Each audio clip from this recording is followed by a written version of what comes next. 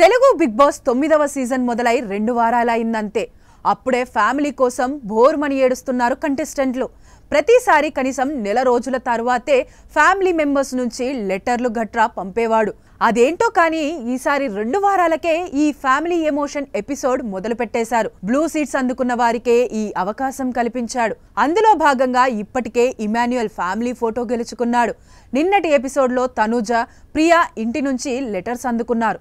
సుమన్ ఇంటి నుంచి ఏదైనా అందుకోవాలంటే భరణి సీక్రెట్ బాక్స్ ఓపెన్ చేయాలని బిగ్ బాస్ మెలిక పెట్టాడు. దీంతో అతను తన బాక్స్ ఓపెన్ చేశాడు. అందులో ఒక చైన్ లాకెట్ ఉంది. లాకెట్లో అమ్మ, గురువు అని రాస్తుంది. వీరిద్దరూ తన జీవితంలో ఎంతో ప్రత్యేకమని చెప్పాడు. అలా సుమన్ తన తండ్రి ఫోటో అందుకున్నాడు. కానీ సంజనాకు ఏదీ అందలేదు. ఇకపోతే బ్లాక్ సీట్స్ ఉన్న ముగ్గురు రీతు, శ్రీజ, ఫ్లోరాకు గురి తప్పదు అనే గేమ్ పెట్టాడు. ఈ గేమ్ కు సంజనాను సంచాలకుగా పెట్టారు. ఇక బరిలో దిగిన శ్రీజ, రీతు పోటాపోటీగా ఆడారు. రీతు విజయం తథ్యం అనే సమయంలో శ్రీజ ఆటను మలుపు తిప్పింది. తను గెలవకపోయినా పర్లేదు, కానీ రీతు గెలవకూడదన్న ఉద్దేశంతో ఫ్లోరాకు సాయం చేసింది.